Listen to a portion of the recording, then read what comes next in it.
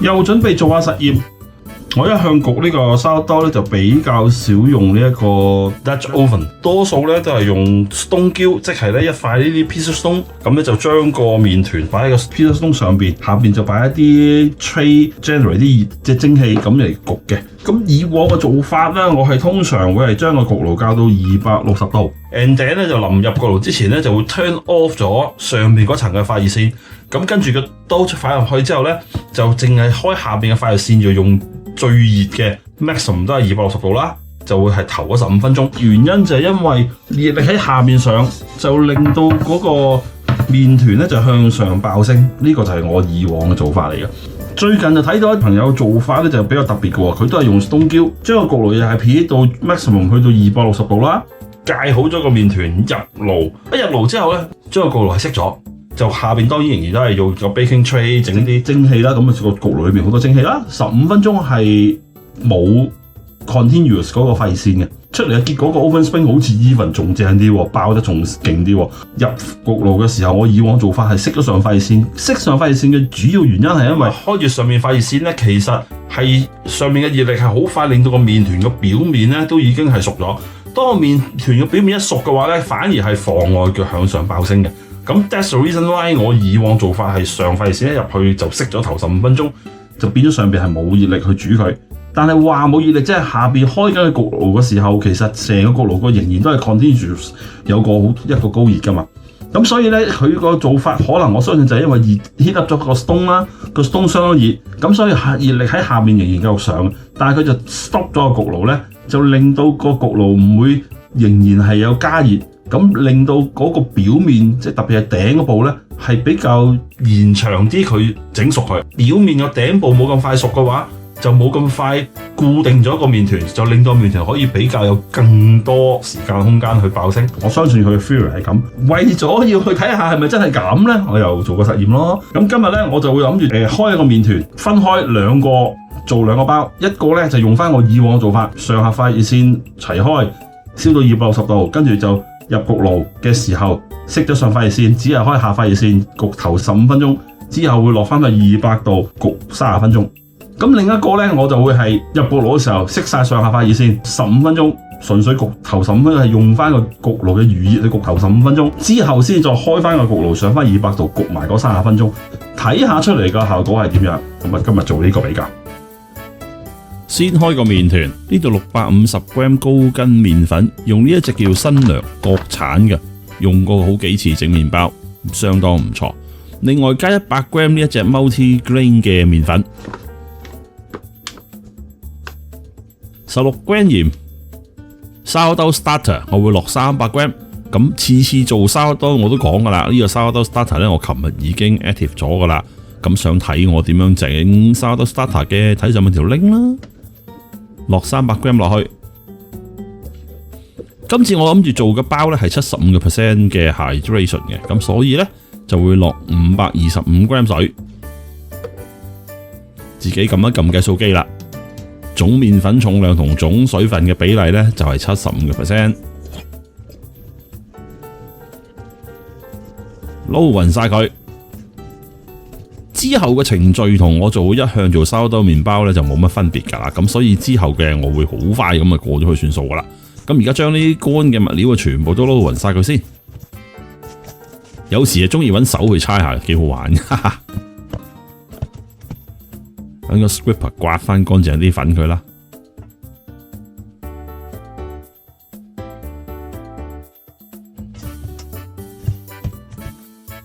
最重要係將啲乾嘅全部都整到佢濕晒嘅啫，呢個時候係會好黏嘅，亦都係好正常。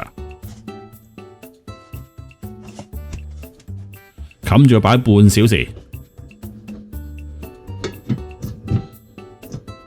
半小時後做第一次嘅 thread and fold， 即係呢個伸展同複摺，一共會做5次，每次相隔30分鐘。詳細嘅我唔講啦，有興趣睇翻我以前嘅專係講做sourdough嗰啲 video 啦。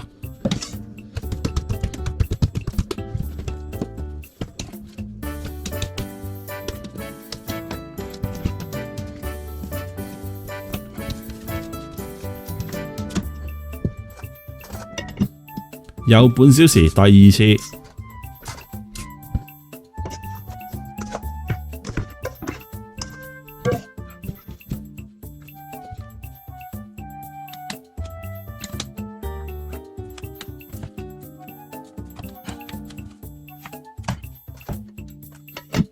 第三次。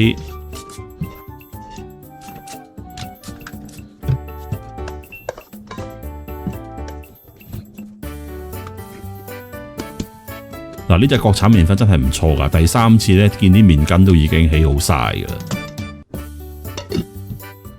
第四次。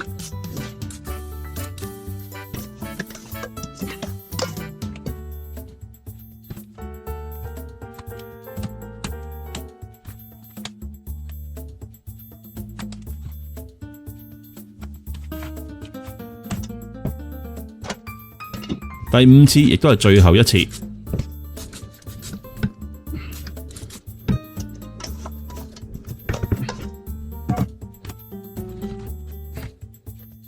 做完呢次呢，就會擺1個鐘頭15分鐘至到個半鐘左右啦，睇下佢到時發到咩情況啦。個半鐘頭後睇睇脹卜卜，灑少少粉。因為要做2個啊嘛，咁所以呢，我就要稱一稱個兜出啦，睇下幾重，然後呢，就將佢分開2份，分開之後又再稱一稱佢啦，輕咗少少喎，咁喺隔離嗰度攞返啲過去啦。而家就做一個 pre-shake 啦。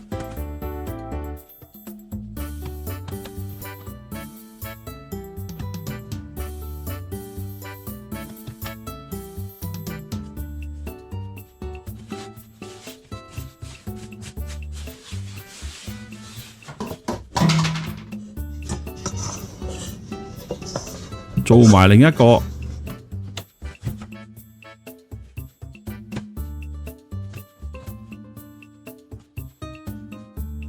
做完呢個 pre-shake 之後呢，我就會擺45分鐘到1小時，到時就睇睇咩情況，就會做 final shaping 㗎喇。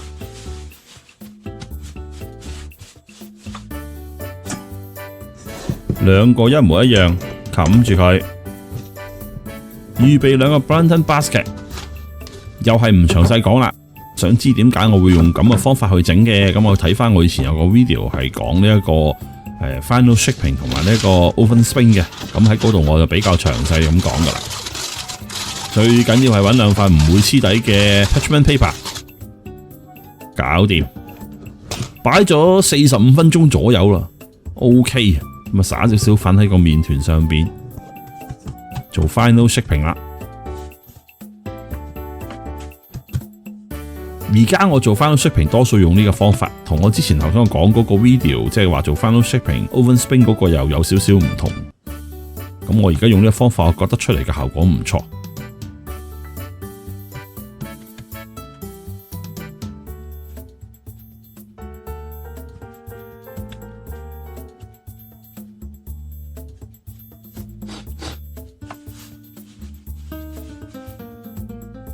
一個搞掂。面向上，底向下，做埋另外一個，轉一轉鏡頭，用另一個角度去睇睇我點樣做個 final shaping 啦。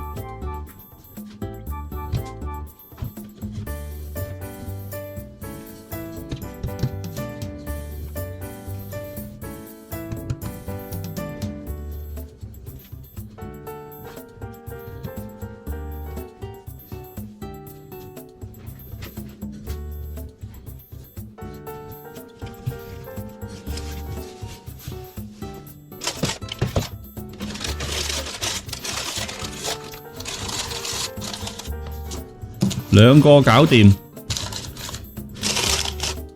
粉布冚住佢，跟住呢就擺入雪櫃放過夜啦。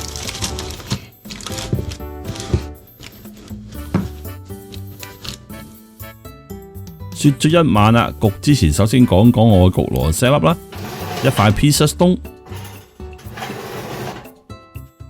下邊就擺咗一個焗盤，就放咗一啲火山石啊 lava rock， 咁啊等燒熱咗佢之後就方便製造蒸汽嘅啫。當然有個溫度計要睇住個 temperature 啦。而家首先就 preheat 個焗爐，去到最猛嘅，咁我個焗爐最猛應該係會上到260度噶啦。preheat 半小時先，嗱上到260度啦，咁啊焗得啦噃。首先第一個呢，我就會係做嗰個實驗啦，就係入焗爐頭15分鐘會熄咗啲發熱線先嘅，解一解個麵團啦，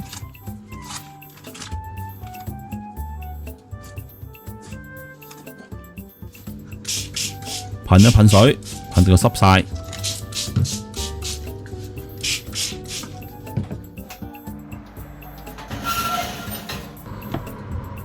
放個麵團入去，咁跟手呢就熄晒啲發熱線，落啲熱水，等佢充滿蒸氣。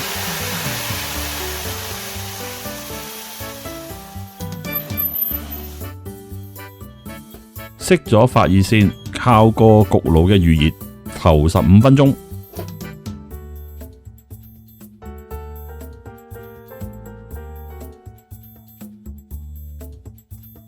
15分鐘後，咁我就開返去正常嘅 fan mode 200度，15分鐘先。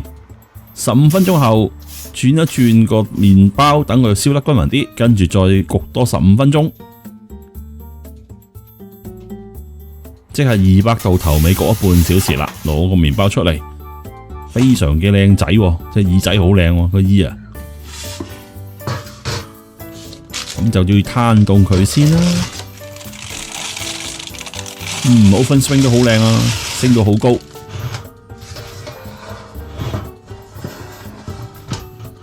焗埋另外一個係會開住發熱線嘅，睇下情況點樣啦。咁另外呢一個呢，焗爐又 preheat 翻去260度啦。咁一陣間入焗爐嘅時候呢，我就會開住下發熱線，亦都係喺最高溫度260度焗翻頭15分鐘，即係同我一向做開沙多嘅方法呢係一模一樣啦。一樣係解開佢噴啲水啦，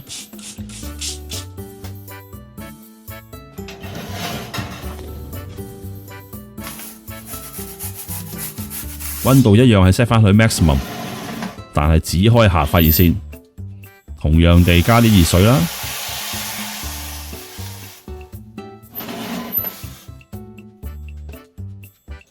頭15分鐘。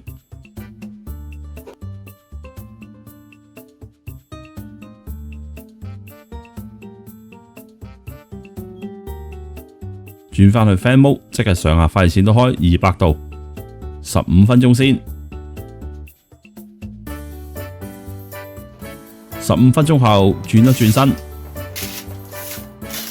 同樣地200度 fan mode， 再焗多15分鐘，搞掂出爐。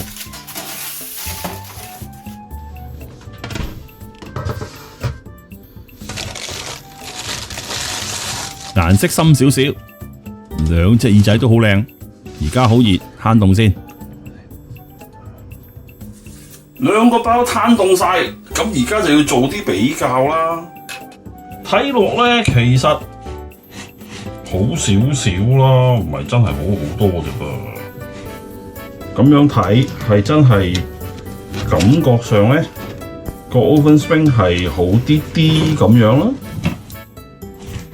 但係真係唔係好好多啫噃，咁因為呢一個冇熄到爐啊嘛，咁所以呢係個顏色就比較深啲。呢個有熄咗呢，咁所以顏色係相對係淺啲嘅。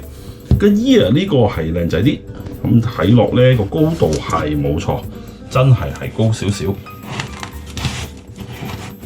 個 oven spring 係好少少，唔係好大分別。咁所以試多幾次啦，等我再試下先啦。睇落就分別就好啲啲啦，咁樣咯。咁熄咗電都好嘅，慳電嘛。切開嚟睇睇咩樣先。咁有朋友咧就喺我嘅 video 度留言喎，佢叫我咧唔好切斷佢啊嘛，切到底度一屈，咁佢咪可以企到咯，唔使線嚟線去咯。啊，我又試試啦。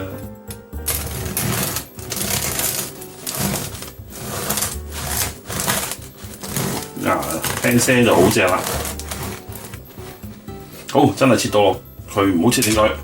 睇睇裏邊咯喎，哇，好靚喎裏邊，係喎，真係可以企到喎啊！嗰、個rice 幾好喎。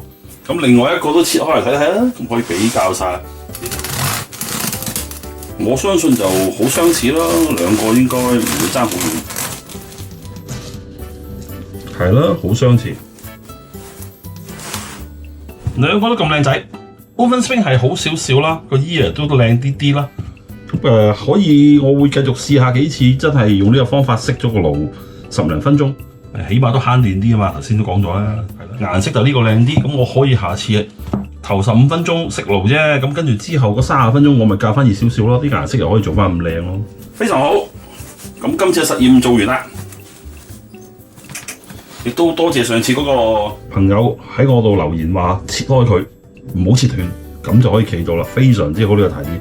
因為我做嘢好多時一嘢就切落底㗎嘛，爽快，一刀兩斷，冇諗過呢個咁有用嘅方法，相當之好，多謝佢嘅提議。好啦，今次嘅實驗就搞掂啦，收工，拜拜。